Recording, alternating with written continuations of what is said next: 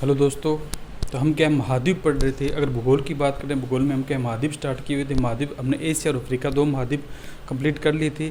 आज हम तीसरा जो महाद्वीप है वो पढ़ेंगे, जिसका नाम क्या है, उत्तरी अमेरिका है। उत्तरी जो अमेरिका है वो, अगर क्षेत्रफल की बात करें, क्षेत्रफल के आधार पर तीसरा बड़ा महाद्वीप कौन सा था, उत्तरी महाद्वीप। उत्तरी क्या था, अमेरिका महाद्वीप है, जो क्षेत्रफल के आधार पर क्या तीसरा बड़ा महाद्वीप था। अगर जनसंख्या के आधार पर बात करते हैं कि जनसंख्या के आधार पर अमेरिका महाद्वीप कौन सा है, तो चौथा बड़ा क्या था, महाद्वीप था। अमेरिका जो महाद्वीप है इसमें एक है खोज की थी। अमेरिका जो महाद्वीप है इसकी खोज किसके द्वारा की थी, कोलंबस ने की थी। तो सभी जानते हैं कि अमेरिका जो महाद्वीप था वो कोलंबस नाम के व्यक्ति के द्वारा क्या है, खोजा गया था। और इसकी खोज सन 1492 ईस्वी में की गई थी। अमेरिका जो महाद्वीप है इसकी खोज 1492 में कोलंबस नाम के व्यक्ति के द्वारा की गई थी। और जो ये क्या क्षेत्रफल के आधार पर तीसरा है, और जनसंख्या के आधार पर जो उत्तरी अमेरिका महाद्वीप है वो क्या है, चौथा बड़ा महाद्वीप है। इसे अमेरिका जो महाद्वीप है, इसे जो इसके निवासियों को क्या कहा जाता है, लाल भारतीय कहा जाता है। अमेरिका के निवासियों को, उत्तरी अमेरिका के निवासियों को किस नाम से जानते हैं, उत्तरी अमेरिका के निवासियों को लाल भारतीय यानी रेड इंडियन के नाम से जाना जाता है। और जो अमेरिका महाद्वीप है, उत्तरी अमेरिका महाद्वीप को नई दुनिया के नाम से जानते हैं। क्यों, ये नए नए एक्सपेरिमेंट करते हैं, इसलिए जो अमेरिका जो महाद्वीप है उसे नई दुनिया के नाम से जाना जाता है। अमेरिका महाद्वीप में और कौन से आते हैं, नामकरण की अगर बात करते हैं, जो अमेरिका महाद्वीप का नाम किसके नाम पर पड़ा था, अमेरिको वेस्पुसी नाम का एक व्यक्ति था, जिसके नाम पर इसका नाम क्या है, अमेरिका पड़ा। कौन सा था, अमेरिको क्या था, वेस्पुसी है। ठीक है, अमेरिको कौन सा था, वेस्पुसी है, जिसके नाम पर इसका जो नाम है वो क्या पड़ा था, अमेरिका पड़ा था। तो अमेरिका महाद्वीप की खोज की अगर हम बात करते हैं तो सर्वप्रथम खोज इसकी किसने दी, कोलंबस ने की थी। खोज क्या है, अमेरिका महाद्वीप की खोज किसके द्वारा की थी, कोलंबस ने की थी 1492 ईस्वी में। तो पहला लिखते हैं कि अमेरिका जो महाद्वीप है उसकी खोज किसने की थी, कोलंबस ने।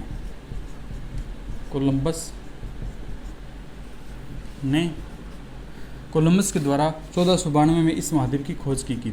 1492 में कोलंबस नाम का एक व्यक्ति था जिसने जो है अमेरिका महाद्वीप है उसकी खोज की थी।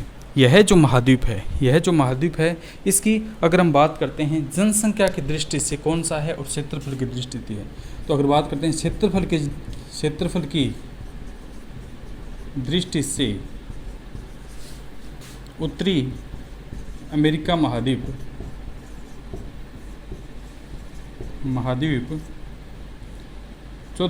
तीसरा बड़ा महाद्वीप है। क्षेत्रफल की दृष्टि से अमेरिका महाद्वीप तीसरा बड़ा महाद्वीप है।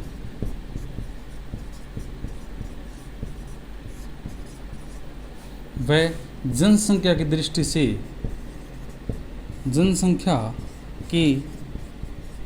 से चौथा बड़ा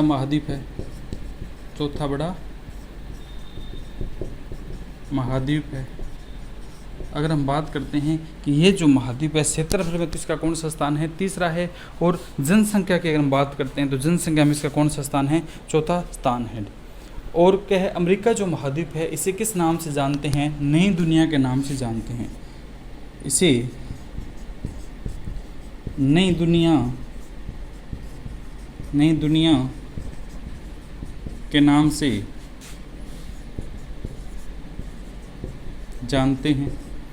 अमेरिका महाद्वीप को किसके, उत्तरी जो अमेरिका महाद्वीप है उसे नई दुनिया के नाम से जाना जाता है। और इसके जो निवासी है, उत्तरी अमेरिका के जो निवासियों को किस नाम से जानते हैं, उत्तरी अमेरिका के जो निवासी है उसे किस नाम से जाना जाता है,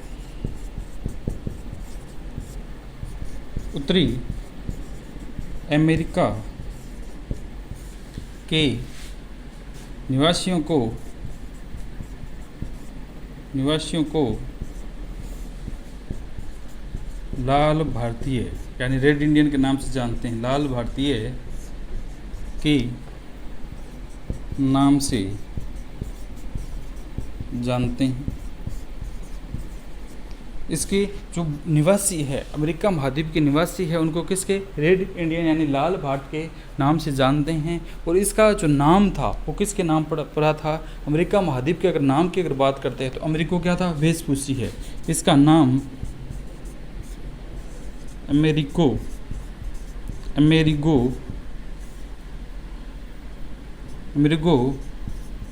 वेस्पुसी के नाम पर इसका जो नाम था वो अमेरिगो वेस्पुसी नाम का एक व्यक्ति था, उसके नाम पर इस महाद्वीप का नाम क्या पड़ा था, उत्तरी अमेरिका जो महाद्वीप है वो रखा गया था। अमेरिका महाद्वीप इसका नाम क्यों रखा गया था, क्योंकि यहाँ पर क्या अमेरिगो वेस्पुसी नाम का एक व्यक्ति था, इसी के नाम के आधार पर क्या इसका नाम तो था वो क्या रखा गया था, अमेरिका महाद्वीप है। अब इसमें बात करते हैं जो अमेरिका हमारा महाद्वीप है, इसमें उत्तरी अमेरिका और दक्षिणी अमेरिका दो महाद्वीप है। हमने सभी महाद्वीपों का डायग्राम बनाया था कि उत्तरी अमेरिका है, दक्षिण अमेरिका है, यूरोप है, फिर एशिया आएगा, नीचे अफ्रीका आया था, उसके नीचे ऑस्ट्रेलिया, अटलांटिक है, ठीक है। इस प्रकार हमने महाद्वीप बनाए थे। अगर महाद्वीपों की अगर हम बात करते हैं तो उत्तरी अमेरिका और दक्षिण अमेरिका है, एक तो उत्तर की साइड में था, दूसरी नीचे की साइड में था, इनके बीच में इनको अलग करने वाली एक नहर है, जिस नहर का क्या नाम है। तो पूछा जाता है कि उत्तरी अमेरिका व दक्षिण अमेरिका को अलग करने वाली नहर कौन सी आती है, तो उसका नाम कौन सा आता है, पनामा नहर। उसका नाम कौन सा आता है, पनामा नहर है, जो प्रशांत महासागर को अटलांटिक सागर से क्या है, जोड़ती है।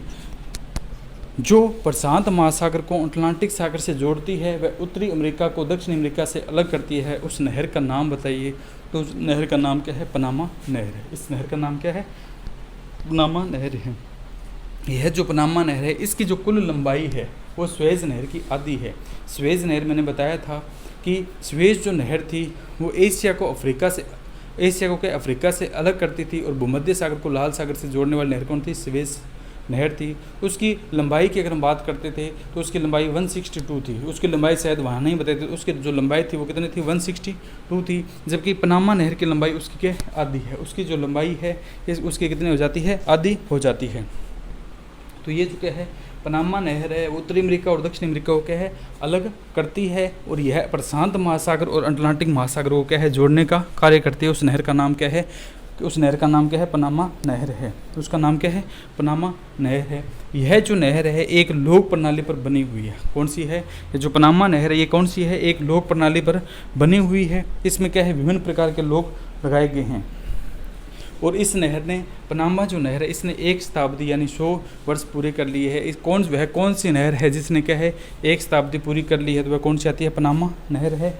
इसने 1 शताब्दी क्या है पूरी कर ली है। अब क्या है, हम इस पनामा नहर के बारे में पढ़ेंगे जो क्या है उत्तरी अमेरिका में है। तो उत्तरी अमेरिका के बारे में इतना समझ में आया होगा कि उत्तरी जो अमेरिका है उसकी सर्वप्रथम खोज कोलंबस ने की थी। 1498 में इसकी खोज की गई थी। इसकी क्षेत्रफल की दृष्टि से ये तीसरा है, और जनसंख्या की दृष्टि यह चौथा बड़ा महाद्वीप है। इसे नई दुनिया के नाम से भी जाना जाता है। इसके निवासियों को क्या कहा जाता है, रेड इंडियन यानी लाल भारतीय कहा जाता है। नाम इसका अमेरिको वेस्पुसी के नाम पर इसका नाम अमेरिका पड़ा था। इसमें जो मुख्य नहर है वो कौन सी है, पनामा नहर है, जो उत्तरी अमेरिका और दक्षिण अमेरिका को अलग करती है, और यह प्रशांत महासागर और अटलांटिक महासागर को जोड़ने का कार्य करती है। और इस नहर ने 1 शताब्दी पूरी कर ली है, और यह नहर स्वेज नहर की आधी है। ठीक है, इसकी जो लंबाई है वो स्वेज नहर की कितनी है, आधी देखने को मिलती है। तो इसमें ये बात थी। अब हम बात करते हैं पनामा नहर है। अब क्या है, पनामा नहर है उसको कहाँ से स्टार्ट होती है, कहाँ पर यह क्या है अंतिम इसका पड़ाव, कहाँ पर अपना जल लेकर जाती है, इसके बारे में चर्चा करेंगे। तो हम बात करते हैं पनामा नहर है। पनामा क्या है, नहर है। उत्तरी अमेरिका को आपको वैसे ही पता है इसके उत्तर में कौन से हैं, दक्षिण में कौन से है। जो पहला डायग्राम बनाया था उसमें सभी समझाया था कि इसके उत्तर में कौन सा आता है और दक्षिण में क्या है, कौन सा महासागर है। और इसके उत्तर में, दक्षिण में, पूर्व में, पश्चिम में कौन कौन से महाद्वीप देखने को मिलते हैं, ये भी हमने चर्चा की थी। इससे जिसने इनसे पहली क्लास नहीं देखी है वो उनमें देखिए कि इसमें क्या कौन कौन से इसके चारों तरफ पाए जाते हैं। इसके चारों तरफ है वो कौन कौन से महासागर है और कौन से महाद्वीप इसके चारों तरफ क्या है विस्तृत फैले हुए हैं। उत्तरी जो अमेरिका है उसे नई दुनिया कहा जाता है। उत्तरी अमेरिका को क्या कहा जाता है, नई दुनिया के नाम से जानते हैं। उत्तरी जो अमेरिका थी इसे क्या है, नई दुनिया के नाम से जानते हैं, क्योंकि अमेरिका है वो नए नए एक्सपेरिमेंट कर रहा है। अमेरिका क्या है, नए नए एक्सपेरिमेंट कर रहा है, इसलिए इसे नई दुनिया या उदय होती हुई दुनिया के नाम से जानते हैं। अलग अलग महाद्वीपों के अलग अलग नाम दिए गए हैं, किसी को कुछ भी कहते हैं और किसी को क्या है कुछ कहा जाता है। तो अमेरिका जो महाद्वीप है इसे नई दुनिया के नाम से जानते हैं। अब एक नहर है जो कौन सी आती है, पनामा नहर है। पनामा नहर की अगर हम बात करते हैं तो ये क्या प्रशांत महासागर है। यहाँ कौन सी आती है, पनामा की खाड़ी। तो अब सर्वप्रथम पूछा जाएगा कि वह पनामा नहर का अगर उद्भव की अगर बात करते हैं तो ये प्रशांत महासागर के पनामा की खाड़ी से उदित होकर अटलांटिक सागर की, ठीक है, प्रशांत महासागर से अटलांटिक सागर को जोड़ती है। तो अटलांटिक सागर का कौन सा है, अटलांटिक महासागर का कौन सा था, कैब्रियन,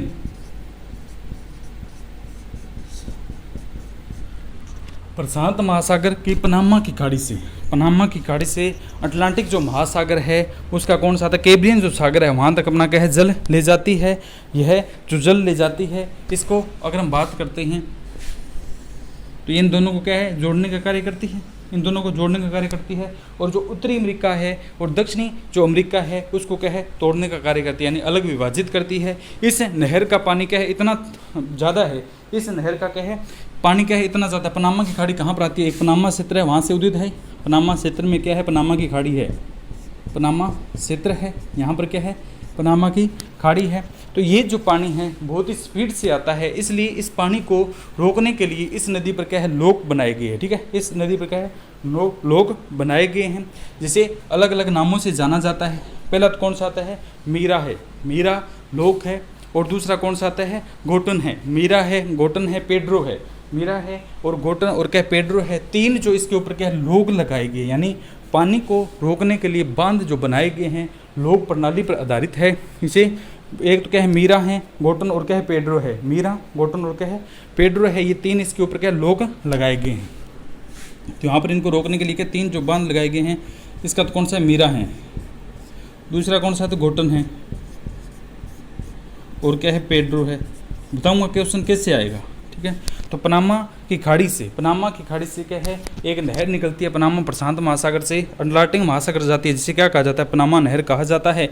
और इस पर क्या है ये पानी को कम करने के लिए इसके ऊपर क्या तीन फ्लोर्स यानी तीन लोक लगाए गए हैं, मीरा है, गोटन और कौन सा है पेड्रो है, मीरा गोटन और क्या है पेड्रो है, ये तीन क्या है लोक लगाए हैं, यानी कि पानी का जो बहाव क्षेत्र है उसको कम किया जा सके, ठीक है, पानी का जो बहाव क्षेत्र है उसको क्या है कम किया जा सके। तो पहला कौन सा है मीरा, दूसरा गोटन है, तीसरा कौन सा आता है पेड्रो लोक है। लोक क्या है लोक प्रणाली है यानी लोक सिस्टम है।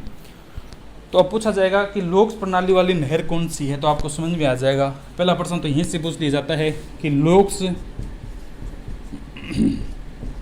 प्रणाली वाली नहर कौन सी है, पनामा है। पनामा जो नहर है वो लोक प्रणाली वाली है, यानी इसके ऊपर क्या है लोक लगाए गए हैं, यानी इसके ऊपर जो क्या है लोक लगाए गए तो कौन सी आती है पनामा नहर है। इसका जो निर्माण कार्य है कब स्टार्ट हुआ था, इसका अगर बात करते हैं पनामा जो नहर है इसका जो निर्माण कार्य है 1903 में इसका जो निर्माण कार्य स्टार्ट हुआ था। यह निर्माण कार्य थल सेना के द्वारा जारी किया गया था, थल सेना के द्वारा क्या है जारी किया गया था। और इसका निर्माण क्या है 1914 में इसका निर्माण जो है वो पूरा हुआ था।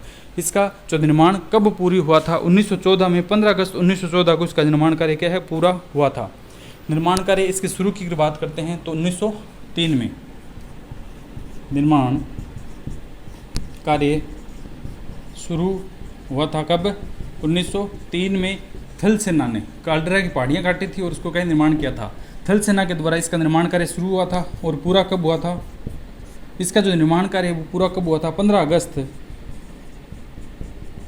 1914 को इस नहर का जो निर्माण कार्य है वो पूरा हो गया था। क्योंकि थल सेना वहाँ पर निकल रही तो उनको निकलने के लिए रास्ता नहीं था, तो इसलिए जो थल सेना के द्वारा क्या है इन पहाड़ियों को काटा गया और पहाड़ियों को काट कर क्या है जो पनामा नहर है उसका क्या है निर्माण किया गया था।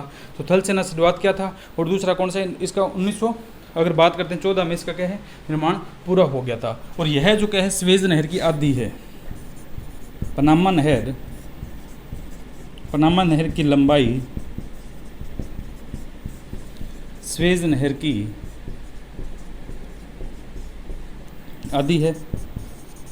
पूछ लिया जाता है स्वेज नहर की आदि नहर कौन सी आती है, तो पनामा नहर है। उसकी कितनी थी 162, 2 से डिवाइड करेंगे, ठीक है, यानी 81 किलोमीटर है। इसकी क्या है 81 जो मीटर है वो लंबाई है। उसकी कितनी थी 162 लंबाई थी। इसकी कितने 81 है, ठीक है, 81 इसकी लंबाई है। 81 82 भी दिया जाता है, कहीं पॉइंटों में इसका निकालते हैं, ठीक है, छोटी बड़ी भी दिया जाता है।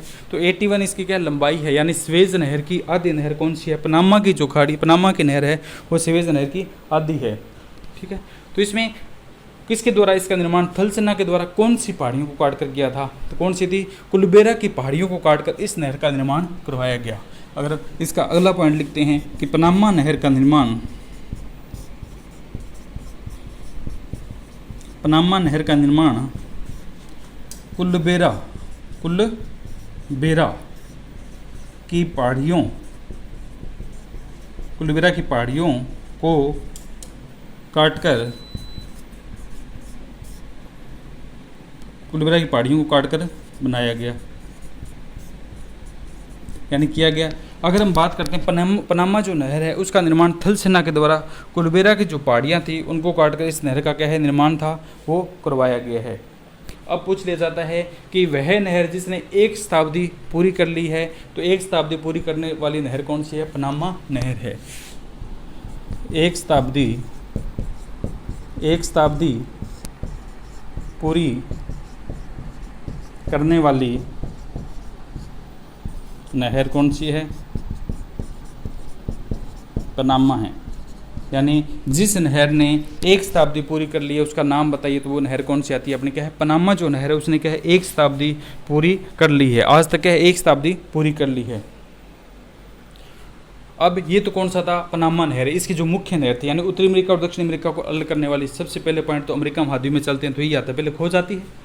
खोज की अगर बात करते हैं तो इसकी खोज कोलंबस के द्वारा की गई थी। 1492 में इसकी खोज की थी और इसका नाम क्या है? अमेरिगो वेस्पुसी के नाम पर अमेरिका रखा गया था। और इसका क्या है? पनामा की नहर है, इसको क्या है? थल सेना के द्वारा कुलबेरा की पहाड़ियों को काटकर इसका निर्माण करवाया गया था। इसकी अगर कुल लंबाई की अगर बात करते हैं तो सुएज की आधी यानी 81 है इसकी लंबाई जो है। इसमें क्या है? फ्लोर और क्या इसके ऊपर लोग लगाए गए, यानी फ्लोर और क्या लोग लगाए गए। वह नहर कौन सी है जिसके ऊपर फ्लोर या लोग प्रणाली अपनाई गई है? तो कौन सी है? तो पनामा नहर है। पनामा नहर प्रशांत महासागर को अटलांटिक सागर से जोड़ने का कार्य करती है और उत्तरी अमेरिका को दक्षिण अमेरिका से अलग करने का कार्य करती है। इसमें मीरा, गोटन और पेडनो लोक प्रणाली अपनाई गई है। तो इसमें पूछ लिया जाता है कि लोक प्रणाली वाली नहर कौन सी है? तो अपनी कौन सी है? पनामा आएगी। इसका जो निर्माण कार्य 1903 में थल सेना के द्वारा जो कुलबेरा की पहाड़ियों को काटकर इसका निर्माण कार्य शुरू किया गया था और जो 15 अगस्त 1914 को इसका निर्माण कार्य कंप्लीट कर लिया गया है। पनामा नहर जो है 1 शताब्दी पूरी कर ली है। ये इसमें क्या है? यहाँ तक हमने पढ़ा। अमेरिका महाद्वीप को स्टार्ट किया है। अमेरिका महाद्वीप में क्या है? हमने यहाँ तक मुख्य बातें क्या है पढ़ी है। अब हम बात करते हैं कि जो अमेरिका महाद्वीप है उसकी सबसे ऊंची चोटी कौन सी है। पहले हम अमेरिका महाद्वीप की सबसे ऊंची चोटी की बात करते हैं। तो चलते हैं इससे आगे कि जो हमारा अमेरिका महाद्वीप है इसमें सबसे ऊंची चोटी कौन सी है। मैंने आपको पहले जहाँ पर अगर गर्म हवाएं आपने की है, पवनों की अगर हम बात की है तो हमने गर्म हवाएं और ठंडी हवाएं पढ़ी थी। गर्म पवन और क्या ठंडी पवन है। इसमें क्या है? एक क्या है? प्रेरी प्रदेश की ओर, ठीक है, रॉकीज पर्वत, उत्तरी अमेरिका के रॉकीज पर्वत से प्रेरी प्रदेश की पूर्व की ओर चलने वाली, प्रेरी प्रदेश की ओर चलने वाली जो गर्म शुष्क पवन थी उन्हें क्या कहा जाता था? उन्हें क्या कहा जाता? चिनूक या सिनूक कहा जाता था। तो उत्तरी अमेरिका का हमें वहाँ से पता चल जाता है कि उत्तरी अमेरिका का कौन सा है पर्वत की अगर हम बात करते हैं तो वो कौन सी है? पर्वतमाला कौन सी है? रॉकीज क्या है? पर्वतमाला है। उत्तरी अमेरिका की अगर पर्वतमाला की अगर बात करते हैं तो इसका कौन सा आता है? रॉकीज पर्वतमाला है। सर्वप्रथम तो हम उत्तरी अमेरिका का डायग्राम बनाते हैं। उत्तरी अमेरिका का डायग्राम इस प्रकार हमारा बनेगा। इस प्रकार हमारा क्या है? उत्तरी अमेरिका का डायग्राम बनता है। तो इधर कौन सा आता है? ये हमारा क्या है? एक रॉकीज पर्वत है। पहले भी हमने इसका डायग्राम बनाया था। रॉकीज पर्वत है। रॉकीज पर्वत से उत्तर, दक्षिण, पूर्व, पश्चिम, रॉकीज पर्वत से पूर्व की ओर चलने वाली प्रेरी प्रदेश है। इधर क्या है? प्रेरी प्रदेश है। प्रेरी प्रदेश। गर्म शुष्क पवनों को क्या कहा जाता है? चिनूक। हमने कहा था। यहाँ हवा भी हमारी याद होगी कि हवा नाम कौन सी थी? चिनूक है। ये क्या है? गर्म और क्या है? शुष्क पवन है। चिनूक पवन है। यानी रॉकीज पर्वत से प्रेरी पूर्व की ओर, प्रेरी प्रदेश की ओर चलने वाली जो गर्म शुष्क हवाएं हैं उनको क्या कहा जाता है? चिनूक या सिनूक के नाम से जानते हैं। और ये क्या है? बर्फ को पिघला देती है। इसे हिमबक्षणी के नाम से जाना जाता है। इसके क्या है? हिमबक्षणी के नाम से भी जाना जाता है। ये बात मैंने वहाँ पर आपको बताई थी। यहाँ हम बात करते हैं कि ये कौन सा है? रॉकीज पर्वतमाला है। उत्तरी अमेरिका की क्या है? उत्तरी अमेरिका का पर्वत है। ठीक है। सर्वोच्च अगर पर्वत की बात करते हैं तो कौन सा है? रॉकीज पर्वतमाला। उत्तरी अमेरिका का सबसे ऊंचा जो पर्वत है वो कौन सा है? रॉकीज है। इसकी सर्वोच्च चोटी की अगर हम बात करते हैं तो कौन सा आता है? माउंट मैकले है। माउंट क्या है? माउंट क्या है?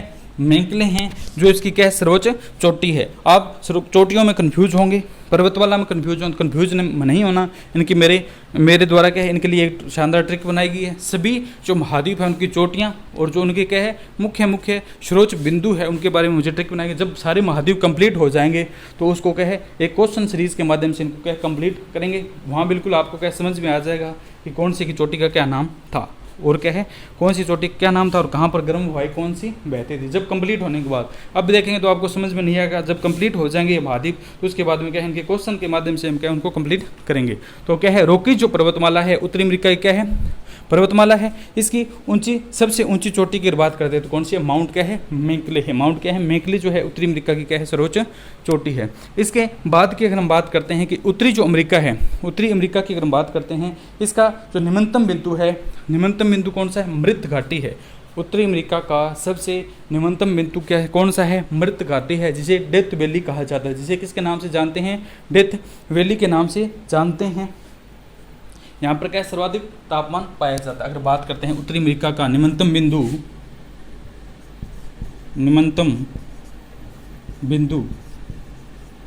उत्तरी अमेरिका का निम्नतम बिंदु कौन सा है मृत घाटी है। मृत क्या है घाटी है यानी डेथ वैली है।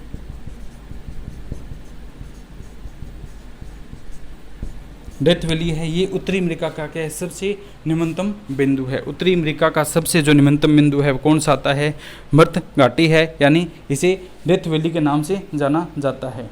और इसका अगर बात करते हैं उत्तरी अमेरिका का द्वीप की अगर हम बात करते हैं उत्तरी अमेरिका में पाया जाने वाला सबसे बड़ा द्वीप कौन सा है ग्रीनलैंड है, जो सबसे ठंडा द्वीप है। जो क्या है सबसे ठंडा द्वीप है। अगर हम बात करते हैं सबसे ठंडा द्वीप की अगर बात करते हैं तो उत्तरी अमेरिका में पाया जाना कौन सा है ग्रीनलैंड है। उत्तरी अमेरिका का ग्रीनलैंड उत्तरी अमेरिका का सबसे बड़ा जो द्वीप है वो ग्रीनलैंड है और सबसे ठंडा भी कौन सा आता है ग्रीनलैंड है। ये है ग्रीनलैंड का सबसे ठंडा द्वीप है। ग्रीनलैंड जो है विश्व का सबसे क्या है बड़ा द्वीप के नाम से जाना जाता है। और दूसरी अगर हम बात करते हैं ये ठंडा भी है। ग्रीनलैंड में एक क्या है बहुत ही बर्फीला एरिया, ये क्या है बहुत ही क्या है बर्फीला एरिया है। इसलिए इसे क्या नॉर्थ ईस्ट ग्रीनलैंड जो है ये क्या इस क्षेत्र में पाया जाता है। इसे नॉर्थ ईस्ट कहा जाता है। नॉर्थ ईस्ट यानी नॉर्थ और ईस्ट दोनों में पाया जाता है। ग्रीनलैंड को इसे नॉर्थ ईस्ट के नाम से जानते हैं। यानी ग्रीनलैंड है इसे किस नाम से जाना जाता है दूसरे की बात करते हैं नॉर्थ ईस्ट के नाम से भी जाना जाता है। तो यहाँ पर क्या बिल्कुल ही बर्फ है। यह जो है यहाँ पर बर्फ ही बर्फ है, इसलिए इसे क्या कहा जाता है उत्तरी अमेरिका का सबसे ठंडा द्वीप है। उत्तरी अमेरिका का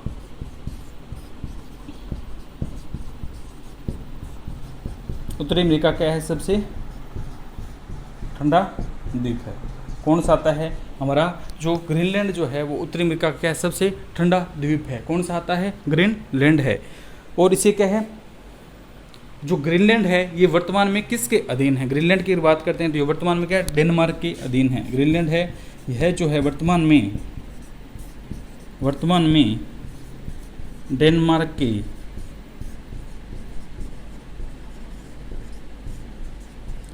क्या है अधीन है। ग्रीनलैंड जो है उत्तरी अमेरिका का सबसे ठंडा द्वीप है जो क्या है वर्तमान में किसके अधीन है जो डेनमार्क के अधीन है। यहाँ पर क्या है कई प्रकार की जनजातियाँ पाई जाती है। एक विशेष प्रकार की यहाँ पर क्या एस्किमो जनजाति पाई जाती है। एस्किमो जनजाति है जो क्या है यहाँ पर पाई जाती है जो क्या है कच्चा मांस खाती है। यहाँ पर क्या है एक विशेष प्रकार की जनजाति एस्किमो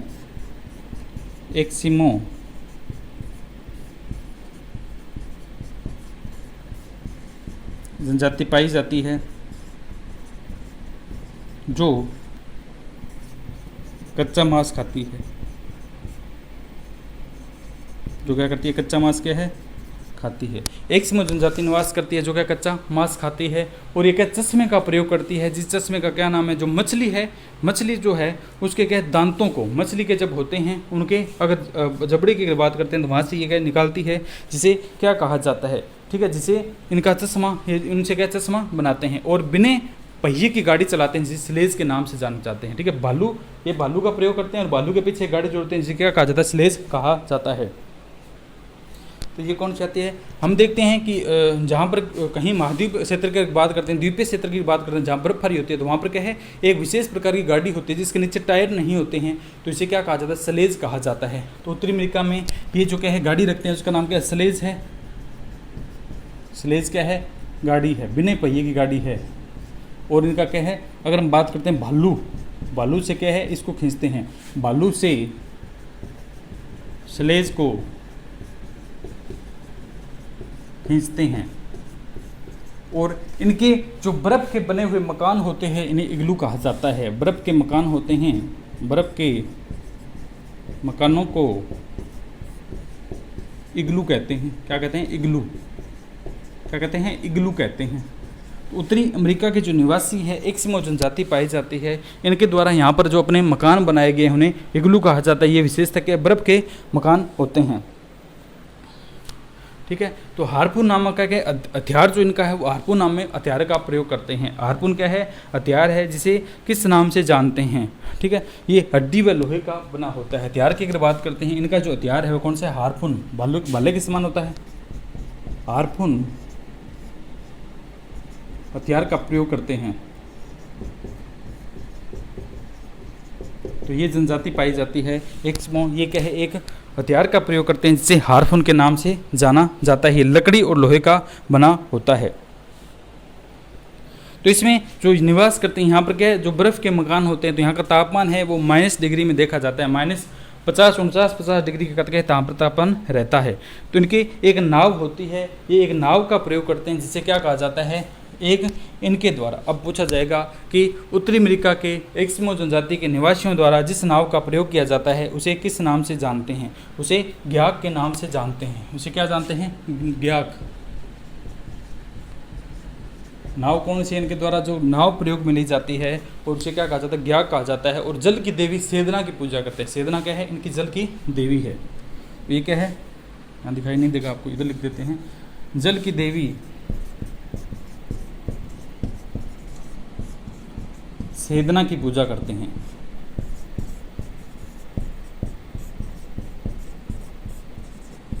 एक जल की देवी है जिसे सेदना कहा जाता है, उनकी है क्या है? पूजा करते हैं। कोई भी हो, कोई जनजाति हो, कोई भी निवासी, उनके आराध्य देव होते हैं, तो उनका आराध्य देव क्या है? जल की देवी सेदना है। ठीक है, तो ये क्या है? ये क्या है? चश्मे का प्रयोग करते हैं। जो मछली है उसके दांतों के द्वारा जो क्या है मछली जो क्या है उसका चश्मा बनाते हैं। तो चश्मा कौन से है? मछली के दांतों द्वारा।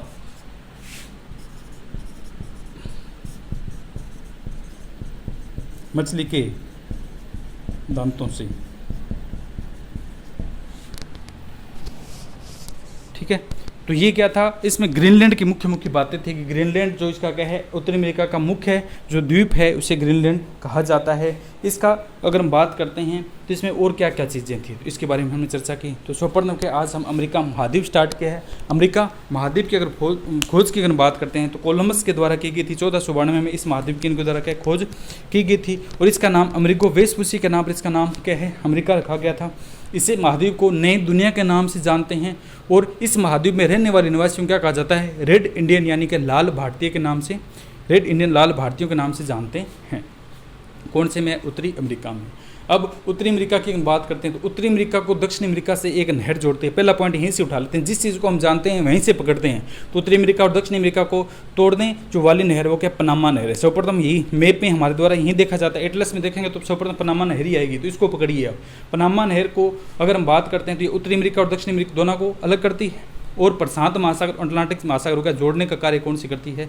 यही नहर करती है। इसके ऊपर क्या है? फ्लोर यानी क्या है? बनाए गए यानी लोक प्रणाली बनाई गई है। मीरा है, ठीक है, गोटन है और पेड्रो है। इस प्रकार इनके ऊपर 3 लोक बनाए गए हैं और इस जो नहर है इसने 1 शताब्दी पूरी कर ली है। यह जो नहर है उसका क्या है? स्वेज नहर की आधी है, यानी स्वेज नहर 162 किलोमीटर की है। तो ये कितने है? उसकी आधी है, यानी 81 मीटर की जो नहर है वो कौन सी आती है अपनी? ये पनामा नहर है। इसने 1 शताब्दी पूरी कर ली है। यह जो अगर हम बात करते हैं पनामा नहर है, पनामा नहर की अगर बात करते हैं तो इसका जो निर्माण कार्य था वो थल सेना के द्वारा स्टार्ट किया गया था। कुलवेरा की जो पहाड़ियाँ थी उनको काट कर निर्माण स्टार्ट किया गया था और इसने इसका जो निर्माण कार्य था वो कब स्टार्ट किया गया, थल सेना के द्वारा इसका निर्माण कार्य स्टार्ट किया गया था और इसका क्या है 15 अगस्त 1914 को इसका निर्माण कार्य पूरा हो गया था। स्टार्ट कब हुआ था, इसका निर्माण कार्य की बात करते हैं। वैसे तो इसका एप्रोप्रिएशन जो बात है वो क्या है 1903 में दी गई है, 1903 में थल सेना के द्वारा इसकी, लेकिन कई ऑब्जेक्ट क्वेश्चन में क्या है 1904 का इसमें वर्णन किया गया है। तो 1903 या 4 में से एक है, तो 1903 इसको क्या प्रायिकता दी जाती है कि 1903 में थल सेना के द्वारा कोलबेरा की पहाड़ियों को काटकर इसका निर्माण कार्य शुरू किया गया था और 15 अगस्त 1914 को इसका निर्माण कार्य क्या है पूरा कर लिया गया है। यह जो कि एक विशेष लोक प्रणाली पर आधारित है। इसके बाद में हमने देखा कि इसका जो निम्नतम बिंदु है वो कौन सा है, मृत घाटी है, जिसे डेथ वैली कहा जाता है। उत्तरी अमेरिका महाद्वीप का सबसे निम्नतम बिंदु का मृत घाटी है, जिसे डेथ वैली के नाम से जाना जाता है। और इसमें क्या है मुख्य जो उत्तरी अमेरिका का मुख्य जो पर्वतमाला है वो कौन सी आती है, हमारी रॉकीज पर्वतमाला है, जिसकी सर्वोच्च चोटी कौन सी आती है, माउंट मेकले है। और ये प्रेरी प्रदेश में क्या है, ये गर्म शुष्क पवनें चलती है जिन्हें चिनूक के नाम से जानते हैं, ये मैंने पहले भी बता दिया था। इसके बाद अगर हम बात करते हैं उत्तरी अमेरिका महाद्वीप का जो मुख्य द्वीप है वो क्या है, ग्रीनलैंड है, जो वर्तमान में डेनमार्क के क्या है अधीन है। यह उत्तरी अमेरिका का सबसे ठंडा द्वीप है, ठीक है। ये यहाँ हमने किया था कि ग्रीनलैंड है, इसे नॉर्थ ईस्ट के नाम से भी जाना, इस साइड में पाया जाता है, नॉर्थ ईस्ट है। उत्तरी अमेरिका का सबसे ठंडा द्वीप कौन सा आता है, ग्रीनलैंड ही है। वर्तमान में डेनमार्क के अधीन एस्किमो जनजाति यहाँ पर पाई जाती है जो कच्चा मांस खाती है। और इसका क्या है ग्याक, इनके नाव को क्या है, नाव के द्वारा ग्याक कहा जाता है। और हार्पून हथियार का प्रयोग करते हैं। ये लकड़ी और लोहे का बना हुआ क्या है हथियार है, लकड़ी और क्या हड्डियों का बना हुआ हथियार है, जिसे हार्पून कहा जाता है। स्लेज गाड़ी का प्रयोग करते हैं, यानी बिना पहिए की गाड़ी होती है, बर्फ पर सीधी फिसलती रहती है। और क्या भालू से स्लेज को खींचते हैं, भालू इनका क्या है अपने घोड़े होते हैं, इनका भालू से ये क्या स्लेज को खींचते हैं। और बर्फ़ के मकानों को इग्लू कहा जाता है। ये जो यहाँ पर निवास करते हैं इनका बर्फ़ का जो मकान बने तो इग्लू कहा जाता है। -50 डिग्री सेल्सियस यहाँ पर क्या तापमान रहता है। और इसके बाद में हमने क्या बात की थी कि यह क्या जल की देवी सेदना की पूजा करते हैं। इनके द्वारा जल की देवी क्या है, सेदना की क्या है पूजा की जाती है। और ये क्या है चश्मा पहनते, सभी इनको शौक है, जातियाँ जो होती हैं इनको सभी चीज़ों का शौक होता है, गले में, ठीक है। सभी शरीर पर विभिन्न प्रकार की सजावट करवा कर रखते हैं। राजस्थान की जनजातियों की बात करेंगे तो वहाँ पर आप चर्चा करेंगे कि किस प्रकार यह जनजाति अपने आप को प्रफुल्लित रखती है। जैसे कंजर जनजाति है, वो सबसे क्या है ताकतवर और क्या सबसे फुर्तीली जनजाति होती है। वो अपने शरीर पर हर जगह पर कुछ न कुछ गोद कर रखती है, यानी गुदवाया हुआ होता है। इस प्रकार ये भी क्या है चश्मे का शौक रखते हैं। तो वैसे तो चश्मे की पूर्ति नहीं कर पाते तो मछली को पकड़ते हैं, मछली को जब मारते हैं तो उनके दांतों से क्या बनाते हैं, चश्मा बनाते हैं, उनको क्या पैर कर घूमते हैं। ये क्या है इसका जो उत्तरी अमेरिका का इसने स्टार्टिंग पॉइंट क्या है, ग्रीनलैंड तक हम आए हैं। इसके बाद में इसके अन्य जो है वो चीज़ें पढ़ेंगे, उसके बारे में क्या कल चर्चा करेंगे। तो आज इतना ही, बाकी के कल देखते हैं। ओके दोस्तों, थैंक यू।